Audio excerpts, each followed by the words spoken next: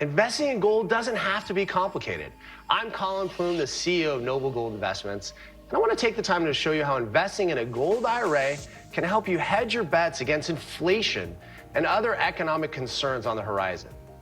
Visit Noble Gold Investments and get our free gold investment guide on buying gold the right way. And make sure you're investing with the right company. Visit noblegoldinvestments.com. Good evening. I'm still reporting on the coup. Please remember to like, share, and subscribe below. A 17-year CIA veteran has been promoted to head up Facebook's Election Policies Division. Aaron Berman was a senior analytic manager for the agency from 2002 to July 2019. Facebook founder Mark Zuckerberg and his Chinese wife, Priscilla, donated $440 million to a variety of nonprofits in order to help fortify election integrity efforts during COVID in 2020. However, most of the money went to Democrat strongholds, especially in the key swing states. So the elections they were primarily interested in fortifying were Democrats in the big swing states. This manipulation of elections was connected to the Department of Homeland Security through a subsidiary of the Center for Internal Security. It turns out that the Department of Homeland Security was offering free security services to county election jurisdictions. It is reasonable to assume that this security service tended to teach everything necessary to swing elections towards Democratic tallies. The release of the Twitter files, thanks to a $44 billion purchase by Elon Musk, showed that many former intel agency employees moved into top roles with the social media companies just before election 2020, and were often responsible for monitoring and censoring freedom-loving users.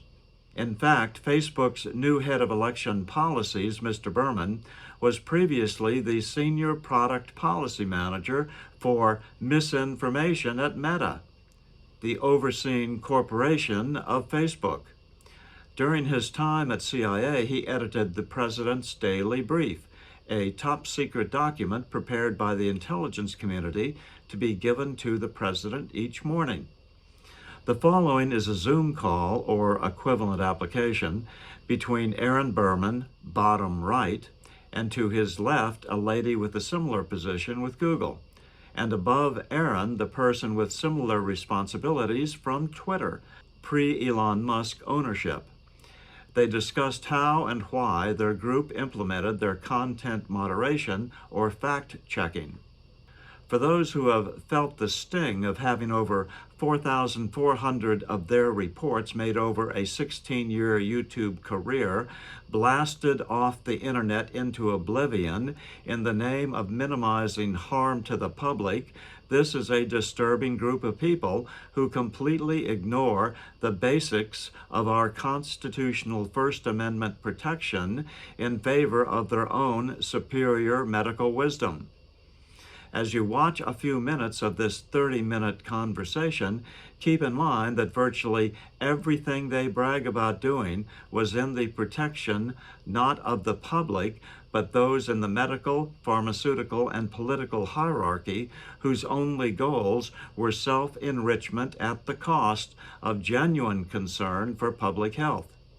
3 platforms represented today, and I'm really looking forward to just diving right in and talking about their work to moderate and mitigate some of the false and misleading narratives that we've seen spreading around COVID, particularly given, I think, some really unique challenges that have come up earlier in this conference, but also a little bit more broadly about the challenge of handling moderation around misinformation at a time when we're still trying to learn all the facts.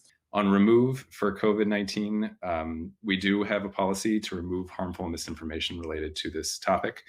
Specifically, we remove content that has been debunked as false and leading to physical harm by public health experts related to the pandemic. So these are things like fake preventative measures, claims the virus doesn't exist, or this also includes a variety of claims about vaccines. The idea here is to remove misinformation that could lead to imminent physical harm by somebody maybe not receiving appropriate treatment or exposing themselves to the disease. So on vaccines specifically, in December last year, we started removing false claims about the vaccine, again, that fall within this category. And we've expanded the list of claims we remove about vaccines in general earlier this year in consultation with health experts. And we're continuing to make updates to these policies as trends emerge, including just this week, in fact. And we also remove pages, groups, and Instagram accounts that repeatedly violate these policies to get at those entities that might repeatedly spread this content. And then finally, the third part of the strategy, addressing borderline content, which could lead to vaccine hesitancy, which falls into the reduce area. So we do reduce the distribution of certain content about vaccines that doesn't otherwise violate our policies. And our approach here is really grounded in guidance that we've gotten from health experts that who've emphasized the idea that overcoming vaccine hesitancy really depends on people being able to ask legitimate questions about safety and efficacy and get those questions answered by trusted sources. But at the same time, we also realize that certain of this content could lead to hesitancy. So we reduce its distribution. And similarly, for content that, again, does not violate our policies, we also work with a global network of more than 80 fact-checking organizations around the world in more than 60 languages. And with these partners, when they find posts, including about COVID or vaccines, that they rate as false, we reduce their distribution. We also, this is part of our informed strategy, we add warning labels, and we make it less likely that people will see them in feed. And so that's the holistic strategy that we have of providing authoritative information or informed, removing harmful misinformation, and addressing this borderline content, which adds up to our whole strategy that ideally gets at better outcomes overall. It turned out that they were wrong about virtually every individual item mentioned, from ivermectin to masks to vaccine efficacy and vaccine hesitancy. They got it all wrong, and we got it right. The only thing that remains to be calculated now is how many lives their medical arrogance has cost the human race. Oh, but that's right, they probably believe in the depopulation scheme as well. I'm still reporting from just outside the citadel of world freedom. Good day.